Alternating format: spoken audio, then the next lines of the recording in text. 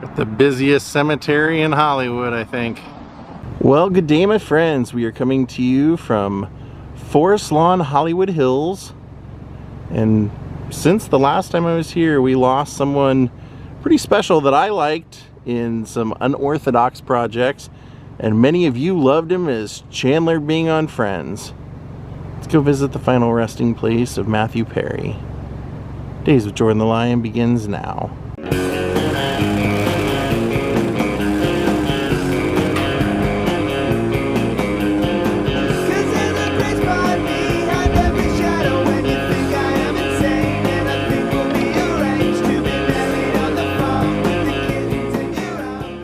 He's back here in the very, very famous section with a lot of well-known people. Everyone from, well, Bette Davis right here, to also Liberace, Cubby Broccoli, Lemmy from Motorhead, Ronnie James Dio, Nudie. A lot of people here. Charles Lawton. We're here to visit Matthew Perry, which I believe also, you know, I was just staying with Todd Fisher. His mother and sister both buried here, Debbie Reynolds and Carrie Fisher. Now, Matthew did not have a traditional upbringing, that's for sure. He was born in Massachusetts, and his parents split up very shortly after he was born. His father was a model and actor and moved out to Los Angeles, and his mother ended up relocating to Canada, where she became the secretary to Prime Minister Trudeau. So Matthew said that he was kind of a troubled kid. He got into a lot of trouble, fights, and started drinking when he was 14, and said he drank pretty much every day. He ended up basically becoming a good, very, very good tennis player while he was in Canada, and then decided to move to Los Angeles with his father, and was, you know, continuing to play tennis, but saw the competition was greater, and so his drinking increased. So before he was even 21 years old, he was a full-blown alcoholic. Over here's Liberace. So Matthew said he always wanted to be an actor. He thought that was kind of like the solution to all of his problems, would be fame and fortune and all that attention. And he ended up getting, the first thing I remember him in was a movie called Night in the Life of Jimmy Reardon with, let's see, I think he's over here, with River Phoenix. And then I remember him being on Growing Pains, where he was supposed to date Carol Seaver and then ends up having an accident and dies on the show. But then he got cast in Friends. Here's Debbie Reynolds and Carrie Fisher. Had to stop and say hello to them. So from Debbie and Carrie, you're gonna go right through here, and Matthew Perry's final resting place is to the left. Boy, was this a shocking death. He's right here on the very bottom.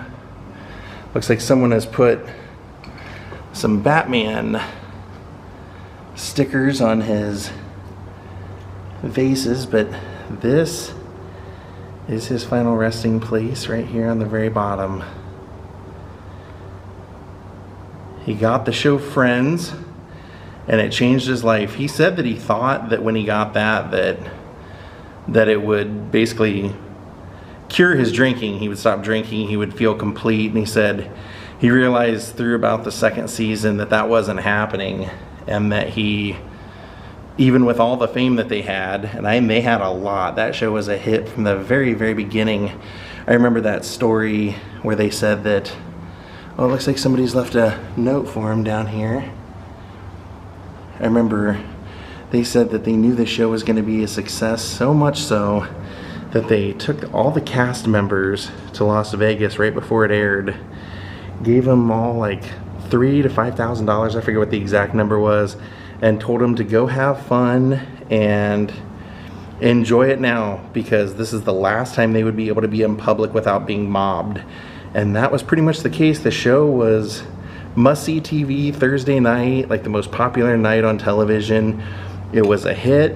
My family loved it. I liked his character. I thought he and Joey were funny, but I just didn't care for the show itself. Now, you sit here and you're probably saying, why would you come to his grave and say because I liked his character, I just didn't care for the show. But what I did love was he made a movie called Fools Rush In with Salma Hayek that I always thought was it was just very charming, and you see the likability in him as a person, that boy next door charm, the sarcasm, and with Salma Hayek I think it just really, really worked. So I was always a huge fan of that movie. And then one of the other things that I really loved was Almost Heroes with Chris Farley, where he and Chris Farley are basically trying to beat Lewis and Clark out to the Pacific, to find the Pacific, and it's got Eugene Levy and all kinds of different people in it, and it's a series of mishaps. And Matthew Perry is kind of like he's supposed to be the leader and the straight man and the financier of this whole project, and everybody else is just a total freaking menace. But it is hilarious, and it shows, how great of an actor he really was. You'd think somebody like him that was making $1 million an episode on Friends and could do anything they want would only want to do leading man things, but no, he would actually do really great comedy things. So it was sad when we, found out that he supposedly had an accidental death, but it sounds like there's a lot more to it than what we were first told. I think most people know that he had struggled, as I said, with drugs and alcohol pretty much most of his life. And he even said himself he considered himself an alcoholic from the time he was 14. And he would say that he was the kind of person you couldn't just have one drink. It was just, he had to have it all. Then, it sounded like he was in recovery. He wrote a book, and then we find out that he ended up dying, being found dead in his pool hot tub, and they deemed it an accident. There was nothing in his system as far as anything that shouldn't have been. However, he was doing ketamine treatment for his anxiety, and those treatments, when you get those, they say the effects only remain in your system for like 3 to 4 hours, and he hadn't had one in like a week and a half, and yet his body had like a bunch of ketamine in it. So the LAPD had opened an investigation because I believe they thought that, obviously he must be getting more ketamine than what he was just prescribed in those times. He must be getting it from somewhere else. And so there's, as of the last month, there's some investigation finding that there was an actress that he was in rehab with that they're investigating now. She used to be married to Charlie Sheen, Brooke Mueller, and they're wondering if, they said that they've questioned her several times about ketamine, and they say that, it's still used in veterinary uses, so it can be obtained. But I think that it seems like they want to bust somebody for Matthew's death, and it looks like they're zeroing in on some celebrity people, and she might be one of them. Knew Matthew. I actually deliver food to his house. I never met him, but when I was living out here in Los Angeles at one point, a woman who opened a fitness food company hired me to drop off all the meals because they were all to celebrities. And you would drop them off between midnight and 6 a.m. so you didn't disturb them. And I remember he was living up on Blue Jay Way at the time, and I was delivering to him up there.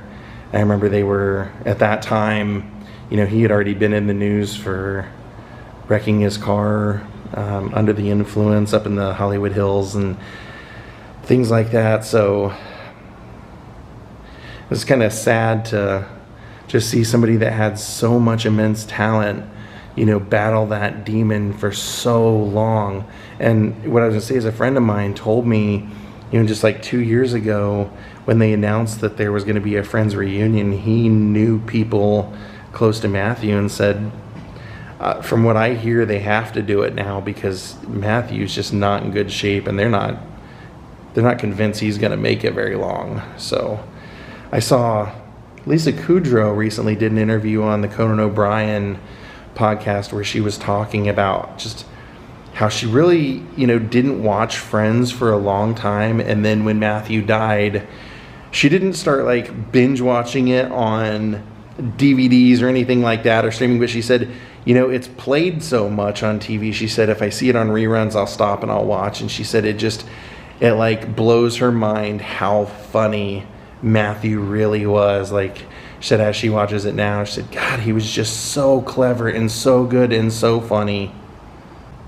This is wonderful. This says, whoever had you in their life was better off.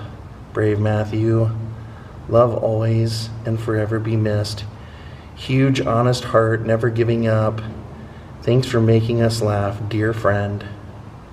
I saw an interview with him one time, and they were asking him how he wanted to be remembered. And it's always stuck out in my mind because you'd think he'd say, I wanted people to remember me as, being a funny person or whatever. And he said, I want to be remembered as a guy that when people met him, they were better off after, and that nobody ever had a bad encounter with me or a bad experience, and that I only brought good to people. I wish more people felt that way. I'm not sure when they're going to put his name and everything on there, or if they're even going to now. It seems like lately a lot of celebrities, I don't know if it's because of people like me coming out and showing their graves or what, but a lot of people are kind of hiding where their graves are for the time being after their death. They don't put their name on there for several years in some cases, or when you go to the office and ask to go visit the person, they say, oh, the family's instructed us they don't want visitors, they don't want us to divulge. So this is Matthew Perry's final resting place, a man who had all the talent in the world, and it's just sad that something like that happened. He was doing a lot of shows and things that, as far as interviews about his book, really being forthcoming about his struggles. And I think that as someone who loves to read books, I think that's what people gravitate towards, is seeing someone who was able to become successful and has battled demons and can talk about it and people can relate to them. So he's his own type of Batman. That's kind of interesting to think about too, considering Michael Keaton was once Batman, and George Clooney and Val Kilmer and people like that. Why not Matthew Perry? I wonder if there was a reason. It seems like he would have been a pretty good Batman. It's going to be interesting to see what this investigation that the LAPD is doing. The last update I saw was as of July 1st, so I don't know. Sounds like there might have been some sort of somebody getting a hold of ketamine and selling it to other people, and if that's what was going on, they're definitely going to get charged. LAPD is going to charge somebody. They said they're looking for someone to charge, so I don't know. Rest in peace, Matthew Perry. That's a really sad way to go. Hopefully you were in a great state of mind when you passed, and many people will love you forever for all the great work you've done. Obviously Friends and everything. I loved you from Empty Nest and Almost Heroes and Growing Pains and all that stuff. Fools Rush In. So rest in peace. We'll see you next time. Goodbye.